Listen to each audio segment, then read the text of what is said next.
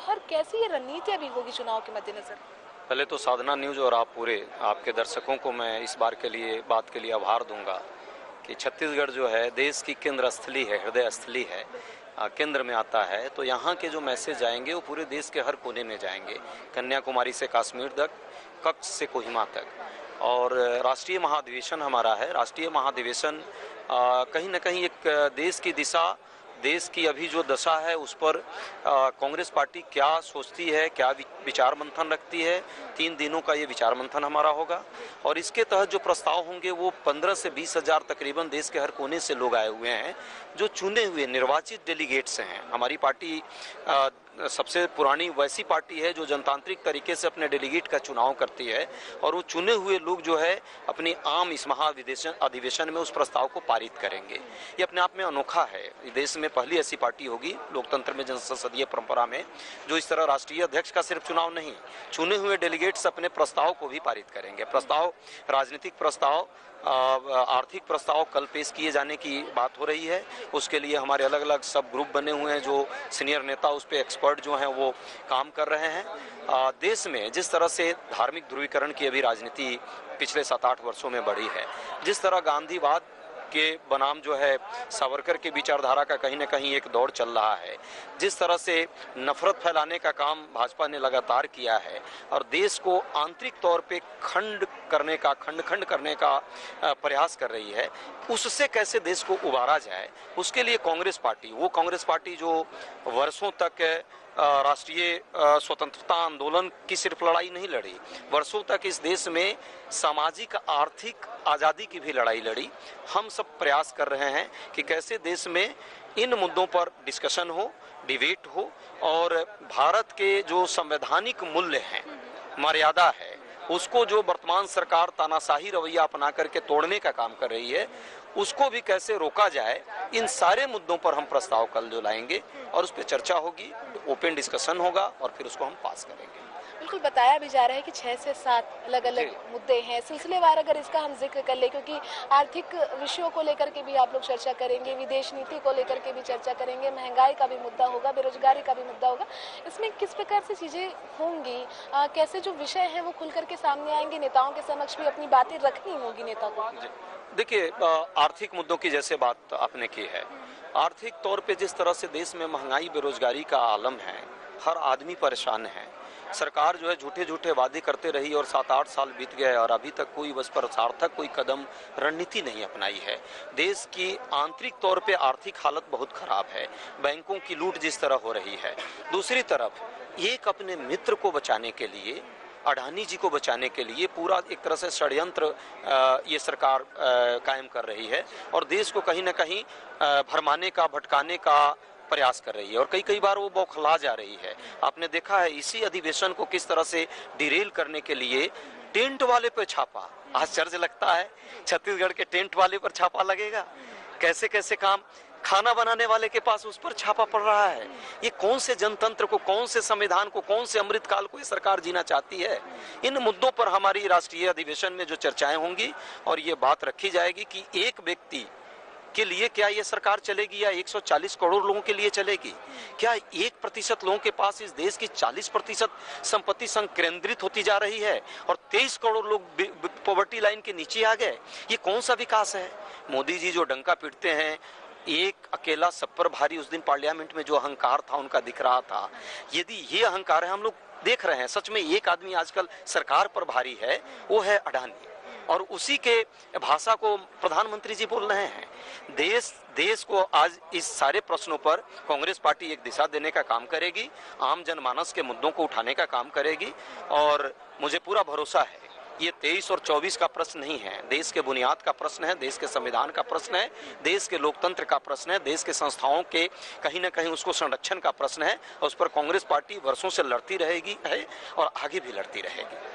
कई महत्वपूर्ण मुद्दों का आपने जिक्र भी किया और देश का सबसे महत्वपूर्ण विषय, महत्वपूर्ण मुद्दा रहता है महंगाई का। जब भी बात होती है महंगाई की, अक्सर हम देखते हैं जो राजनेता है वो महज लड़ाई में उतर आते हैं और इसमें कोई समाधान नहीं होता। अब भी चर्चा होनी है, महाधिवेशन में इसका जिक्र होना है, कोई हल निकलेगा मान लिया जाए? देखिए, सरकार का काम है कि ठोस रणनीति अपनाए, महंगाई महंगाई अब की बार किसकी सरकार क्या नहीं क्या क्या नाटक किए गए थे मोदी जी के द्वारा, और 45 वर्षों में भीषणतम बेरोजगारी भी है और महंगाई भी है इस देश में। ये सरकार उस पर मूक दर्शक बनी हुई, मैं तो कहता हूँ मूक बधिर बनी हुई है, और मूक बधिर बन करके कोई काम नहीं, सिर्फ मुद्दे को जो जेन्युइन मुद्दे जनता के हैं, महंगाई बेरोजगारी का मुद्दा है, आय की असमानता का मुद्दा है, उसको भटका करके नफरत का माहौल पैदा कर रही है। हमारे राष्ट्रीय नेता राहुल गांधी जी ने इन्हीं मुद्दों को लेकर के राष्ट्रीय स्तर पर पैदल यात्रा 4000 किलोमीटर की, उन पर भी कितने लांछन लगाए गए, वो भी आप लोगों ने दिखाया सब चीज। आज जो है पूरा देश ये मांग कर रहा है इस सरकार से कि जनता कराह रही है और आप हठास कर रहे हैं, अट्टहास कर रहे हैं, आप जनता के मुद्दों के बदले अडानी के मुद्दों को डिफेंड कर रहे हैं। सरकार इस पर जन मुद्दों पर आए और मुद्दों को भटकाने का काम जो नफरत और हिंसा और हिंदू मुस्लिम गर्मी चर्मी पर जो कर रहा है उसको बंद करे। इसके लिए कांग्रेस पार्टी निश्चित तौर पे इस सरकार को कटघरे में रखते हुए आगे की वैकल्पिक आर्थिक नीति देश की क्या होनी चाहिए, गरीब किसान कैसे हो, जैसे यहाँ गुरुआ ध्रुआ नरवा बारी का जो कंसेप्ट यहाँ की सरकार दी और उसका एक बड़ा आज प्रतिफल दिख रहा है इस प्रदेश को, किसानों के लिए, गरीबों के लिए, उसी तरह राष्ट्रीय स्तर पर भी हमारा कार्यक्रम होगा कि किसानों को यदि हमारी सरकार आएगी तो हम क्या करेंगे, युवाओं को रोजगार कैसे मिलेगा, मध्यम छोटे उद्योग हैं उसको क्या क्या कैसे हम उसको पुनर्जीवित करेंगे और कैसे इस देश के मध्यम वर्ग को महंगाई से राहत मिलेगी। अच्छा, ग्रामीणों का भी आपने जिक्र किया। ग्रामीण अर्थव्यवस्था को दुरुस्त करने छत्तीसगढ़ सरकार जिस प्रकार से प्रयास कर रही है, कोशिश काफी सफल भी रही है राज्य सरकार की। ऐसे में केंद्रीय स्तर पर भी इस प्रकार की योजनाओं को बढ़ावा देने की आवश्यकता है। कांग्रेस के इस महाधिवेशन में इस प्रकार के भी मुद्दे रहेंगे चर्चा के लिए? एकदम निश्चित तौर पे हमारा ये प्रयास रहता है, जहां हमारी सरकारें हैं या सहयोगी जहां जिन सरकारों में हम हैं, हम छत्तीसगढ़ के तरह ही जो अन्य राज्यों में कार्यक्रम हो रहे हैं, ग्रामीण कैसे लोगों की पूंजी संगठित हो, कैसे ग्रामीण लोगों को रोजगार मिले, जैसे मनरेगा का देखिए आपने कैसे बजट इस सरकार ने कम कर दिया, लगभग 30,000 करोड़ रुपए इस साल के बजट में कमी आई है। और मनरेगा एक तरह से रीढ़ की हड्डी है ग्रामीण अर्थव्यवस्था के लिए।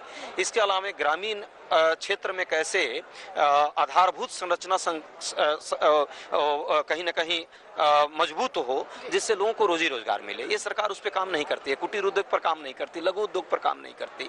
हमारा ये प्रयास होगा कि इसमें एक कार्य नीति अपना करके एक वैकल्पिक ग्रामीण विकास के लिए जो है एक कहीं न कहीं प्रस्ताव हम लोग लाएंगे। और जिन राज्यों में ये काम हमारा बेहतर हो रहा है, छत्तीसगढ़, राजस्थान और भी कई राज्यों में हमारे जो सहयोगी हैं, जो प्रमुख मुद्दे हैं जिनसे हमने प्रैक्टिकल लेवल पे देखा है, मैं भी छत्तीसगढ़ के कई ग्रामीण एरिया में, अंचलों में मैं जाता रहता हूँ, बैकुंठपुर में, इधर आपके इस तरफ है प्रतापपुर, इधर है शायद ये प्रताप क्या है यहाँ सरगुजा के पास में, उस सब जगह पे मैं कई बार जाकर के लोगों से मिला हूँ। तो जैसे ग्रामीण अर्थव्यवस्था के विकास के लिए सरकार काम की है। राष्ट्रीय स्तर पर भी गांधीवाद को सिर्फ गांधी जी का चश्मा लगाने से गांधीवाद नहीं आता है जो मोदी जी लगाते हैं। गांधीवाद को ट्रू सेंस में गांव में कैसे लाएं जिससे इस देश में सभी को राहत मिले और आय की असमानता तभी कम होगी, उनको कैसे राहत दिया जाए, इस पर हम जरूर प्रयास करेंगे। हमारा प्रस्ताव भी होगा और जिन राज्यों में हमारी सरकार है उस पर काम कर रही है और बेहतर से काम करे, और जहां हमारी सरकार आएगी भविष्य में हम वहां बेहतर करेंगे। अच्छा, सरकार आने का जिक्र हो रहा है तो जाहिर सी बात है चुनावी मुद्दे पर भी अब चर्चा कर लेते हैं, क्योंकि अब ये जरूर माना जा रहा है इस अधिवेशन के माध्यम से 2023 में न केवल छत्तीसगढ़, 9 राज्यों में चुनाव होना है और उन 9 राज्यों के लिए कांग्रेस यहाँ इस अधिवेशन के माध्यम से एजेंडा तय कर लेगी।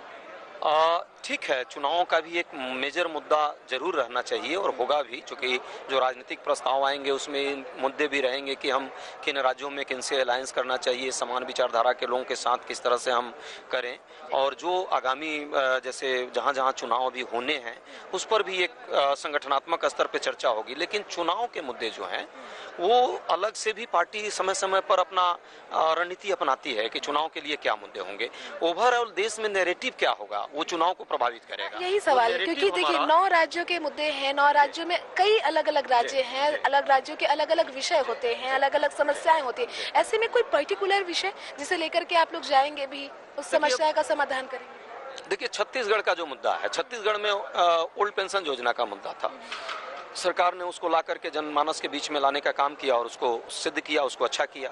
अभी और भी कई मुद्दे इस प्रदेश के लिए। उसी तरह मध्य प्रदेश की बात हम करें तो वहाँ ओपीएस एक बड़ा मुद्दा है, उस पर हम प्रयास कर रहे हैं, हमारे मैनिफेस्टो में वो भी है।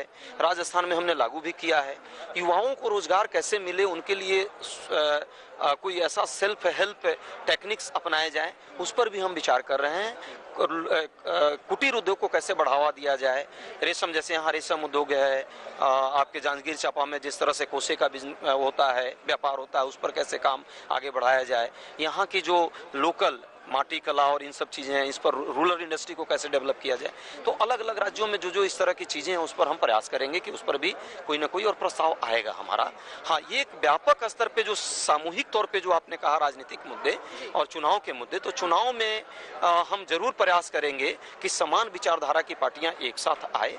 ये कल परसों में इस पर जो भी प्रस्ताव पास आएगा उसको हम सब सिरोधार करेंगे और आने वाले समय में 24 के चुनाव में भी हमारा ये प्रयास होगा, जिस तरह देश में संविधान पर प्रहार हो रहा है उसको कैसे रोका जाए, उसके लिए क्या रणनीति बने, कैसे हम जो संवैधानिक संस्थाएं हैं वो कैसे इस सरकार की कठपुतली दिन प्रतिदिन बनती जा रही है और ये सरकार जो है एक तरह से पूरे संवैधानिक संस्थाओं का मजाक उड़ाने में लगी हुई है, उसको कैसे रोका जाए, इसके लिए गहन मंथन हमारा हो रहा है। और पहले हमारे इस महाधिवेशन में मंथन होगा, उसके बाद निश्चित तौर पे जो उसमें प्रस्ताव पास होंगे वो पूरे देश के हर ब्लॉक पर, हर पंचायत पर, हर गांव में हम घर घर जाने का काम करेंगे और इस सरकार के उन जन विरोधी नीतियों को हम उजागर करने का काम। 9 राज्य 2023 का चुनाव, ये तो बात रही 2023 की। 2024 चुनाव लोकसभा पूरे देश के लिए महत्वपूर्ण और कांग्रेस के लिए भी इस बार महत्वपूर्ण, क्योंकि जिस प्रकार से आरोप प्रत्यारोप लगते हैं, अब ये जाहिर सी बात हो गई है कि कांग्रेस को सरकार बनानी है केंद्र में। ये रोड मैप इस अधिवेशन की राह पर जाता हुआ नजर आएगा। जरूर, ये कहीं न कहीं जब राजनीतिक प्रस्ताव हमारे आएंगे या आर्थिक और सामाजिक और बाकी जो मुद्दे होंगे, युवाओं से संबंधित मुद्दे होंगे, किसानों से मुद्दे होंगे, तो वो दूरगामी हित में, देश के हित में है ही। और निश्चित तौर पे यदि हम पार्टी के प्रति यदि सोचे तो पार्टी को भी इन मुद्दों का लाभ होता है। बट ये भी सच्चाई है कि जिस तरह से आज ये सरकार आंख बंद करके, कुंभकर्णी निद्रा में सो करके और जनता के मुद्दों को नहीं एड्रेस कर रही है, महंगाई बेरोजगारी को नहीं एड्रेस कर रही है।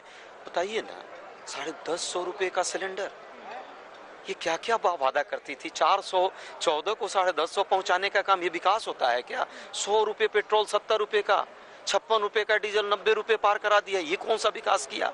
ऐसे विकास के मॉडल को ये देश की जनता फेंकने को तैयार है और कांग्रेस पार्टी इन मुद्दों पर लड़ रही है जनता के साथ होकर के।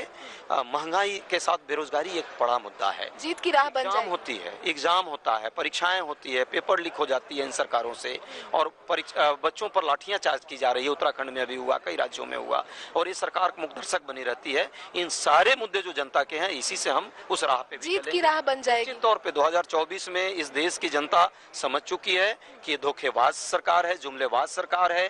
कुछ लोग फेंक रहे हैं लंबे लंबे जुमले, लेकिन अब 2 बार जनता ने इनको भरोसा दिया और उस भरोसे को पूरा चकनाचूर करने का काम इस सरकार की है।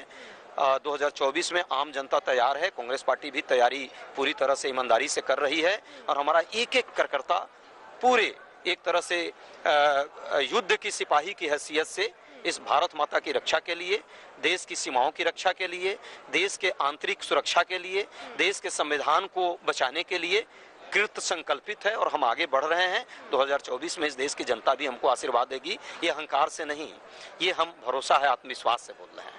बिल्कुल, तो ये एक आत्मविश्वास जिसे लेकर के अब कांग्रेस चल रही है। और अजय जी हमारे साथ जुड़े हुए थे, जिन्होंने खास तौर पर इस अधिवेशन में होने वाले तमाम मंथन के संदर्भ में हमें जानकारी दी है। इतना ही नहीं, इस मंथन के माध्यम से आगामी जो चुनावी रोड मैप है वो इस मंथन के माध्यम से तैयार किया जाएगा। हालांकि इस महाधिवेशन का महामंथन किस प्रकार से होगा, इसका हमें इंतजार करना होगा। इस समय सहयोगी राजेंद्र भारद्वाज के साथ आकांक्षा तिवारी, साधना न्यूज, रायपुर।